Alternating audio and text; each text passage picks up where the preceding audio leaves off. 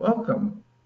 I'm going to be discussing Disciple, the book that gives you more than 60 experiences with drawing closer to God to help you fulfill more of your calling from Him to have the full, abundant life that Jesus promised.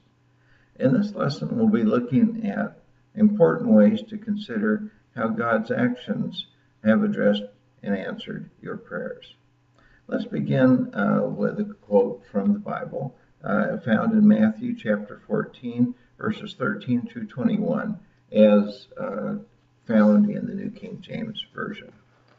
But when the multitudes heard it, they followed him on foot from the cities. And when Jesus went out, he saw a great multitude, and he was moved with compassion for them, and healed their sick. When it was evening, his disciples came to him, saying, "This is a deserted place, and the hour is already late. Send the multitudes away, that they may go into the villages and buy foods for themselves." But Jesus said to them, "They do not need to go away. You give them something to eat." And they said to him, "We have here only 5 loaves and 2 fish." He said, "Bring them to me." Then he commanded the multitudes to sit down on the grass.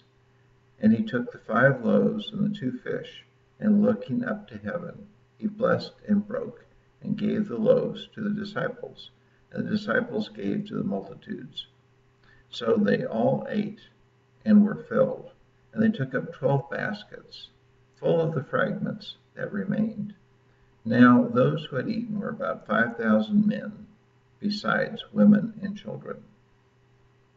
Much as when the disciples in Matthew 14, 13 through 21 in the New King James Version expected that Jesus would meet the needs of those present by sending them off to buy food, our prayer requests may generate an answer that is quite different from our expectations.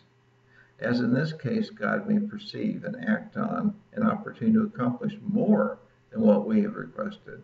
Praise God when such a wonderful action occurs. Alternately, of course, God could do less than you prayed for.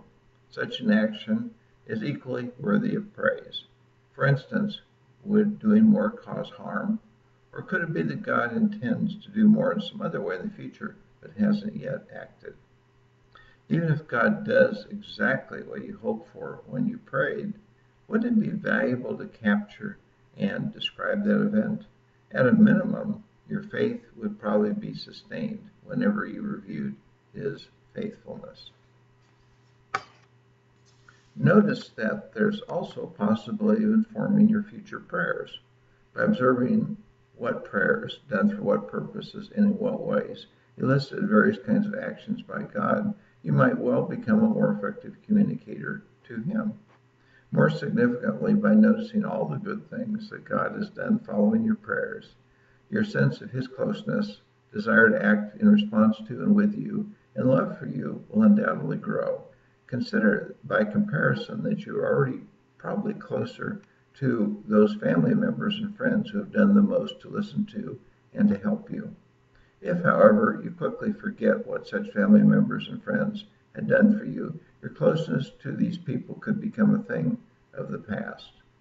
Beyond that, imagine how your children, grandchildren, and others who care about you will respond to seeing the contents of your prayer journal and hearing you relate all that God has done in and through your life. Unless you are very unusual, such individuals, especially those who are not yet believers in and followers of Jesus, know about and appreciate very little of what has occurred in your relationship with God. Consequently, sharing your prayer requests and through your journal might be an important step toward one of these people coming to faith in or drawing closer to him. Whenever either result happens, perhaps the result will be an answer to one of your prayers as well. Of course, it's not enough to just write down what happened.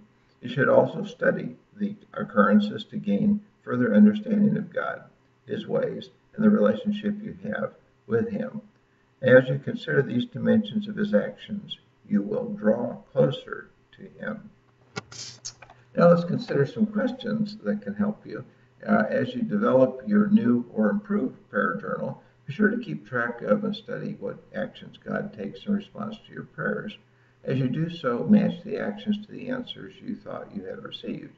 You may have misunderstood some answers and can now make corrections. Of course, when God fulfills your request in stages, your perception of the original answer may turn out to be partially correct. Adding the perspective of how God acts is wonderful for improving your future prayers, experiencing God more fully by drawing closer to Him, and providing documentation for others to either develop or increase their faith. These questions are designed to help to assist in such benefits being gained. First, do you write down what related actions God takes following your prayer requests? 2, if so, do you later consider what those actions suggest about God, His ways, and the relationship you have with Him? 3, how does considering God's actions that occur after your prayer request make you feel? 4, as you study the actions God took, do you think about why He might have not taken other actions that were possible responses to the requests?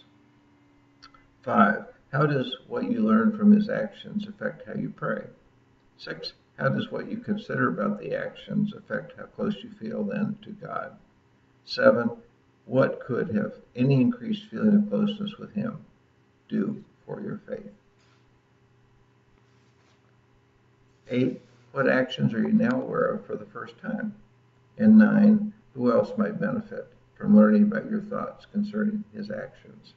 And let me remind you again of our memory verse for week 4 of part 3. Ask and it will be given to you. Seek and you will find. Knock and it will be opened to you. And that again is from Matthew chapter 7, verse 7 in the New King James Version. So thank you for your attention. I hope this lesson has been a blessing to you. And I look forward to speaking to you again soon. God bless you. Take care. And goodbye for now.